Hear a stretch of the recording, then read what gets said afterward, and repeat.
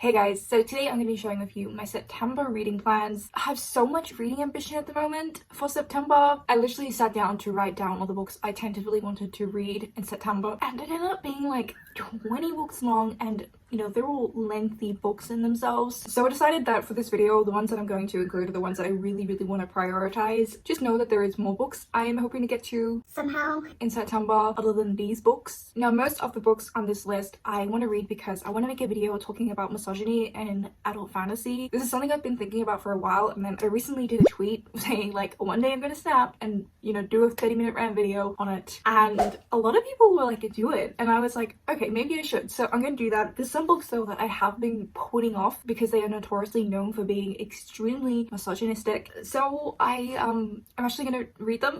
The first one of that is Wheel of Time by Robert Jordan. So Robert Jordan is one of like, I want to say he's like the godfather of fantasy. I would have thought you've heard of him, like if you're familiar with adult fantasy at all. I actually managed to pick up, I think, from book 1 to book 12 in the Wheel of Time series, but missing one of those books. I think I'm missing book 3 at a charity shop a couple of years ago. I literally got like each book for like, I think it was like 50 cents each, no, $1 each. So I just grabbed them, and I guess they're the old mass market paperback that's literally collecting dust. This book I'm really interested in because I didn't actually know this book was known to be misogynistic, but Elena from Elena the Great actually commented on my tweet and was like, read Wheel of Time. And I was like, oh, okay, I didn't realize that had misogyny in it, because this book is set in a matriarchal society, which is where the women are the ones in power. So now I'm like super interested that the women are the ones who are holding positions of power. However, this book still manages to somehow be misogynistic. I think there's a lot of like sexualizing of women. I've actually been meaning to read this book for a really long time anyway, and especially since Brandon Sanderson, if you do not know, finished this series, because unfortunately Robert Jordan did die before the series was completed. Brandon wrote the last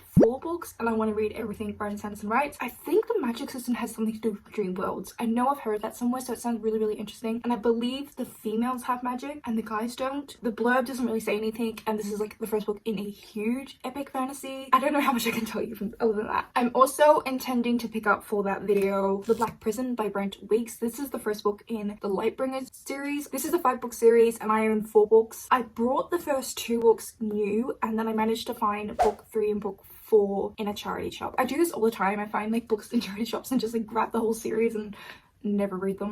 What originally interested me about this book was the magic system. I believe the magic system in this is to do with a mix of light and color. So there's some people who I think can only control like one color, and then there's some who are extremely powerful who can control all the colors. I think that's how the prism title works in. But I do know that there is really grave consequences for those who do have magic and do choose to wield it, and I believe the consequence has something to do with shortening one's life. But yes, this book unfortunately is also known to be extremely misogynistic. I think it's also very fat phobic. I could be incorrect. I remember Emily from Emily Fox talking about it, and I know my friend Katy from Katy Brightness Reads also really had a hard time reading this book because of the misogyny. I'm gonna also read Name of the Wind and also The Wise Men There. Now, I have read Name of the Wind in the past. I listened to the audiobook, which I don't think is the route to go if you're thinking of picking this book up. Maybe like if you listen to the audiobook and read along at the same time, that could work, but I just didn't really take anything in. I think I listened to it as well when I was still getting into audiobooks, so I probably wasn't that good back then at interpreting the story. Each of these books, if you do not know, takes place over like one day, and we have this old guy in this tavern. I actually don't even think he's that old. He's probably like a middle-aged guy retelling his story. In this book, we follow him in his childhood and then also in his adolescence when he goes to his magic school in order to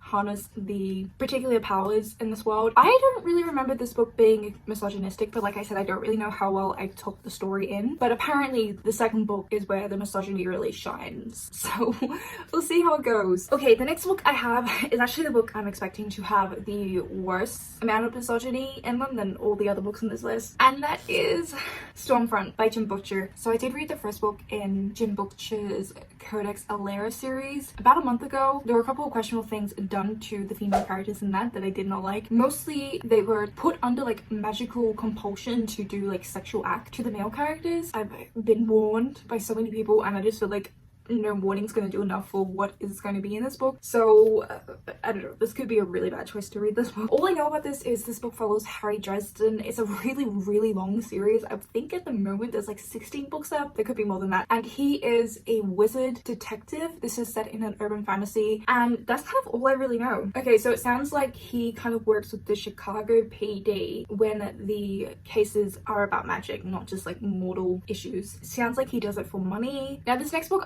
if I do read it, I'm going to include it in, I'm reading it for the purpose of the misogyny video, but I'm kind of hesitant to include it, and that is Prince of Thorns by Mark Lawrence. Now I actually bought this entire trilogy years and years ago, and again I never read it. I'm hesitant to read this because I don't want to support Mark Lawrence. Some really awful things about him came up recently online. I know this is grimdark. Unfortunately, with a lot of grimdark, there's a lot of like violence towards women in, yeah, sexual violence, I think also physical violence. I haven't read a whole lot, but from what I can gather, from what I've heard from friends and such, grimdark really likes to do like shocking factors, and apparently that's right. Okay, this book, I've heard it been described as basically like Prince Joffrey descending to the throne, but I think he's not born with the privileges that Prince Joffrey was born into. So I think he's still born like a prince, but he's someone who's lost his parents at a very young age, and I think his siblings, and he has to kind of fight against other political powers in order to be on top. Yeah, it sounds really ruthless, and I have heard not great things about how the women are treated in this book. If you've read this, let me know what you thought of it. Let me know if you think I should read it or should I just like not bother. Now some other books I'm really looking forward to read because I don't think they're gonna get me angry about women not being treated well. The first one, please don't like have a go at me, but it's Jonathan Strange and Mr. Noel.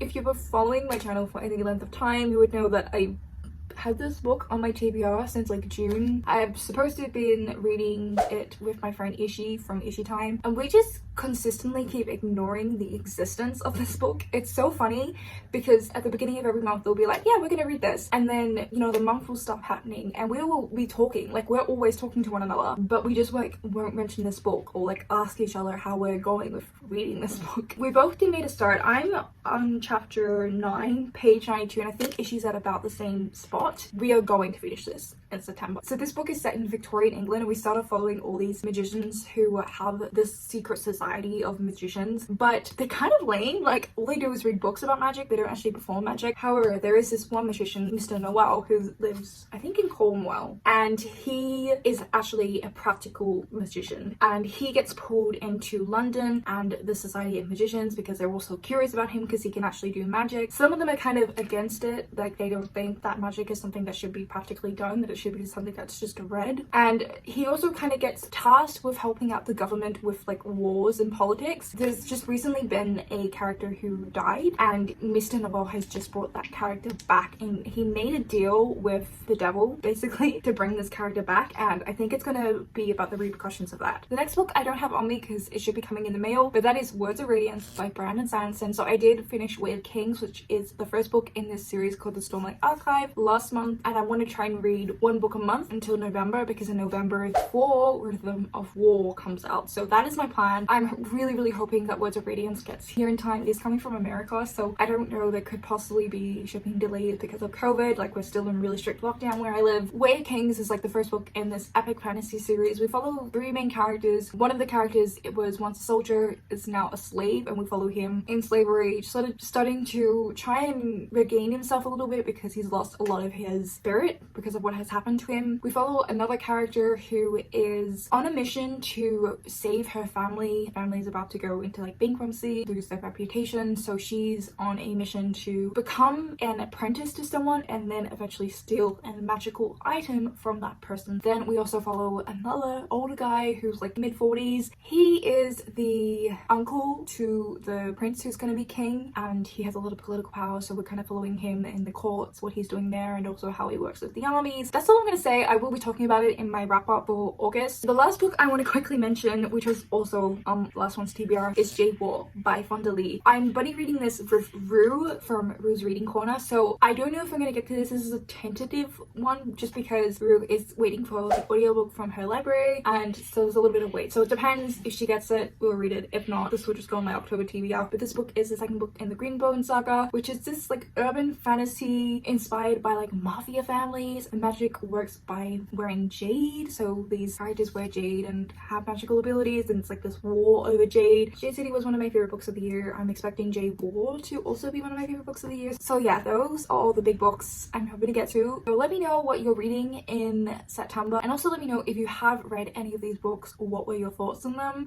Thank you so much for watching. I really appreciate it, and I hope that you're enjoying whatever you're currently reading, and I shall see you next time. Bye!